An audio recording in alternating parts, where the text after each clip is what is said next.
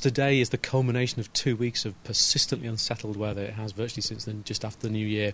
There'll be short interludes of better weather, drier weather tonight and tomorrow. While most of Manchester's luckily escaped major flooding, the wet and wild recent weather certainly left its mark. Roads like this junction in Rochdale town centre have had to be closed because of the downpours.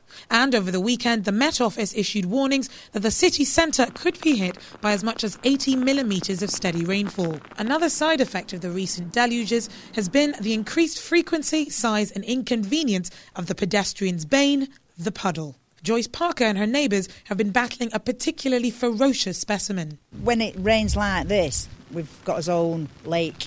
Thinking of calling it Lake Westside. If it carries on, it will get worse and worse.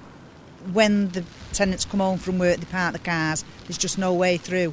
You walk all the way around or take your chance and get soaked. I don't think the powers that be take it serious. I want to see them get into the drains and see what the problem is and sort it out once and for all. Torrential rains wreaked havoc in Manchester in the past. In 2006, people in Haywood saw their homes hit by the second massive flood in 2 years. We are at peak time at the moment for flooding. We've had around 20 to 50 millimetres of rainfall across Greater Manchester overnight and this morning. The rain has eased now, but the Environment Agency has posted flood warnings for the River Irwell and flood watches for other adjacent rivers. This is very much in keeping with what I would expect to see 10, 20 years down the line. A lot of rain, increasing flood risk, and then hopefully things easing off as we go through later into winter. For the moment, I do seem to have been given a little respite, but we're not in the clear yet. If you live in a flood-prone area, please do check the Met Office website for warnings. But if you're lucky enough not to be too badly affected by the wet weather, chin up.